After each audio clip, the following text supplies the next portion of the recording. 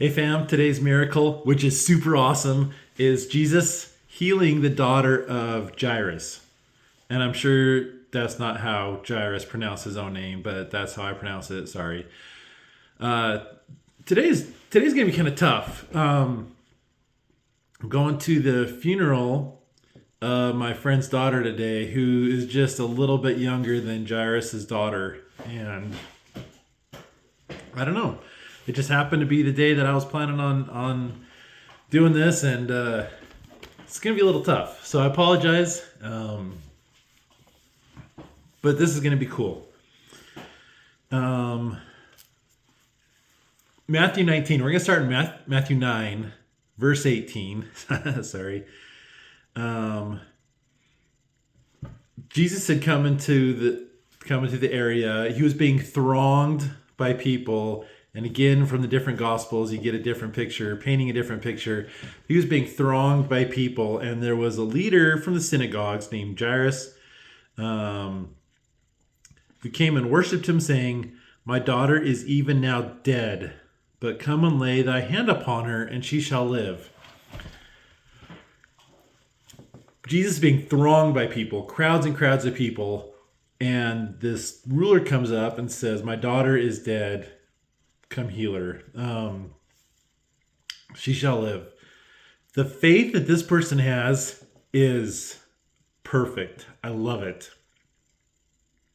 I love that he has so much faith that he knows that if Jesus intervenes, his daughter will live. Now, we've seen Jesus heal people from afar, from close, from different ways now. And his faith is in Jesus. And what he's asking is that Jesus lay his hands on her. So Jesus arose and started to follow Jairus, and so did his disciples. And then this is when the miracle in our last video happened. If you remember the woman who touched the hem of Jesus's garments, touched his robe or whatever, and then she was healed.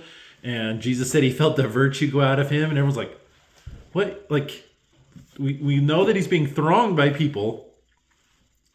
A woman touches his robe or whatever, and is healed. And Jesus notices this. We talked about that in our last video. Jairus. I'm focusing on Jairus today. Jairus, my man, can you imagine what this guy's thinking? He's sitting here waiting for his daughter to be healed. His daughter's dead. He wants his daughter to be healed. Jesus agrees to go heal his daughter. Jesus gets up with all these throngs and starts following Jairus to his house. I don't know how it happened, but in my head, Jairus is walking away and he's like looking back, making sure Jesus is still coming. And then he like looks back. Jesus is a few steps back farther, and he's asking who touched his robe or whatever. And Jairus is probably like, everybody. There's like 20 people that touched it. Let's go. My daughter's waiting. Like, the urgency that he must have felt. And maybe that's just me. I'm putting myself in that place. I would have been frustrated. I'm like, who cares? Who cares who touched your robe? Let's go. Because Jairus is seeking that miracle. The other story that collides with this one is the woman who was looking to be healed, who wants to touch Jesus' robe, knowing that she'll be healed. So these stories collide into each other. They kind of get in each other's way. The reason that Jesus is going by the woman that touches his robe is because he's going to visit Jairus' daughter. Jairus' daughter is probably a little frustrated, somewhat. But he probably understands too. And if Jesus is going to go heal his daughter, then if he takes an extra minute, that's probably okay. But it probably was hard. I also like the differences in what they want Jesus to do. One wants to touch the hem, the very edge, just any contact at all with Jesus' clothes.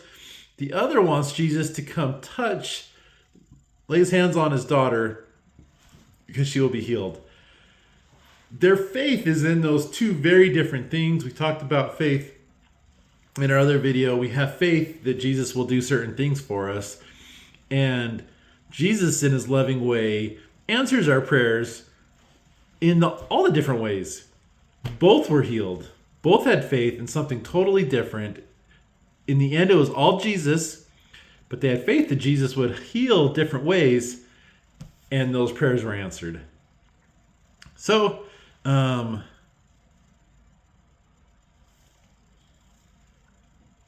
we have the last video with the woman being healed. Then we come back to this. Once that's done, they continue to Jairus' house. In Matthew 9:24, he said unto them, give place, for the maid is not dead, but sleepeth.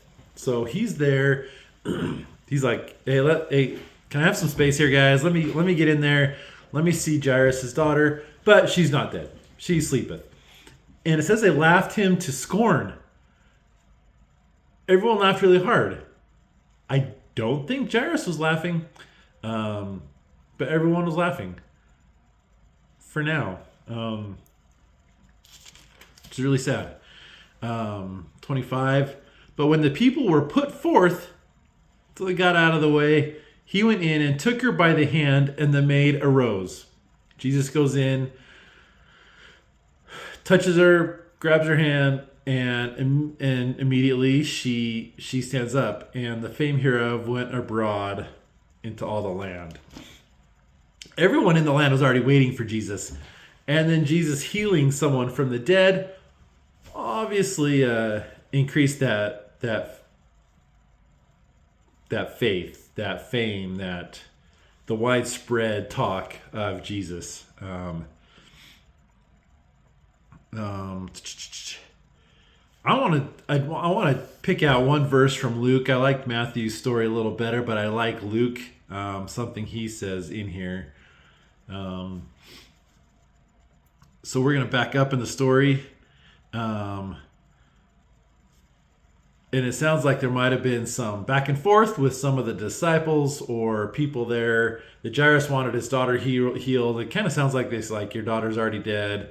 Leave the guy alone. But when Jesus heard it, he said,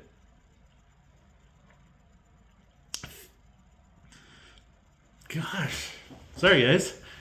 He said, fear not, believe only, and she shall be made whole. And the rest is pretty similar. He took Peter, James, and John in, and Jairus and the mother, and healed the maiden. In 52, and all wept and bewailed her. And he said, weep not, she is not dead, but sleepeth. And again they laughed, and again he helped her up. I love the fear not, believe only from Jesus. I love those words, and I feel like we can use those in pretty much any time in our lives. Fear not, believe only. Yeah, horrible things do happen to us. And Jesus does crazy miracles out of the hardships, out of death, out of disease. He does amazing things. He does amazing healings. And for Jairus' daughter, she was raised from the dead. I don't know what happened after that. Sorry, I'm like crying and not prepared. I don't know what happened after that. I hope she had a nice long life and remembered Jesus. Right now, I have daughters that are 11 and 13, and man, I can't imagine. That's definitely among the worst, most horrible trials in the world. But I encourage everyone to remember that. Fear not, believe only. Fear not, believe only. We often have reason to fear. We often have reason to worry, to have anxiety about things in life. Fear not, believe only are the best 4 words that Jesus has told us that we should we should remember in our lives. When we're going through these trials, when we're going through these struggles, fear not, believe only. Remember him. Again, I'm going to the funeral of my friend's daughter today. And it's a horrible time. And I know he didn't have this experience, even after thousands of people praying for his daughter. She was not healed like this. And sometimes our faith and healing is someone being healed. Sometimes we need to have that faith to be healed after a horrible loss. Either way, I think it is our faith and our belief, faith in Jesus, and believing that what is happening will work out for good. It's part of Jesus' plan. It is something horrible. I don't know why such horrible things happen. I don't know why my friend's daughter is having a funeral today. But I know I only see like a tiny, tiny little sliver of the pie that Jesus is seeing, and that he's got amazing things. And I hope that we can all have faith of Jairus, not not so much the other people in the crowd, but Jairus and the woman. I hope we can have faith of them in our lives when these horrible things happen, that we can seek Jesus. And just as we said, people seek Jesus, and 100% of the time, Jesus intervenes. And he does so in our lives, and it's no different in our life than it was back then. Seek him out, have faith, believe only.